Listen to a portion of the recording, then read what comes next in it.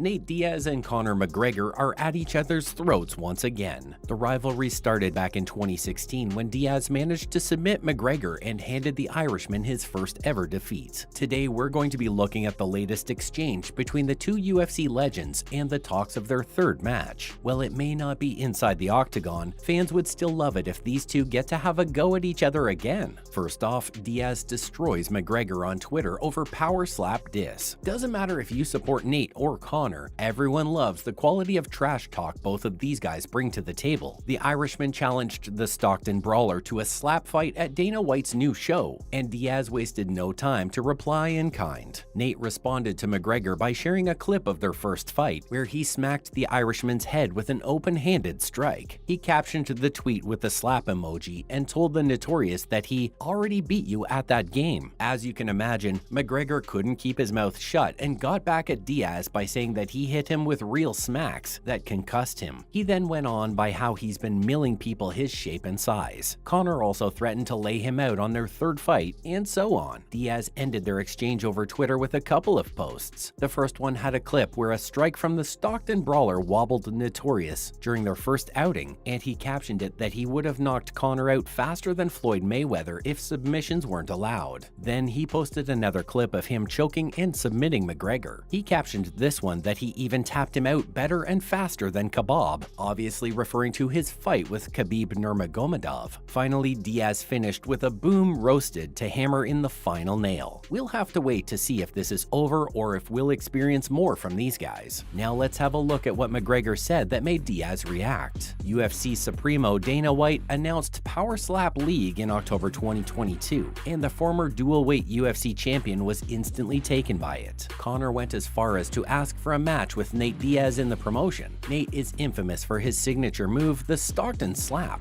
and the Irishman thinks that the TV show will be a good platform for him to show off his slapping skills. McGregor took to Twitter after he saw a teaser and declared his newfound love for the Power Slap League. He posted about how the show was growing on him and that he likes watching some good quality clatters. But he had a lot of questions about the show, which he asked in the following tweet. He wanted to know things such as who gets to go first, do they flip a coin for it, do they get some recovery time before throwing their counter slap, and if knockouts were allowed. His fascination seems to have gotten the better of him, as he called White out to ask him if this madness was his idea. He wanted to participate in one of the shows and wasted no time in challenging Diaz to a slap out. The Irishman wants to enter a slapping contest with Nate for the title. He even went on to taunt the Stockton slapper that he had a better chance of winning this title than an actual one in the UFC. He also called Diaz Little Slapper, poking fun at him for smacking his opponents in the octagon. Next, let's talk a little about the Power Slap League. Dana White's new show is set to make its television debut on TBS on January 11th, 2023. The first season will feature 8 one-hour episodes that will have the best slappers in the world competing for championship titles. There will be separate categories for men and women across multiple weight classes. Depending on how the viewers respond, this may only be the first of many seasons to come. During the Power Slap press conference, Dana told the media that this is something he's really into and looks forward to the release of the first season. He added that when they first announced the show, there were some concerns about the health and safety of the participants, but UFC's involvement in this means that things are going to be smooth,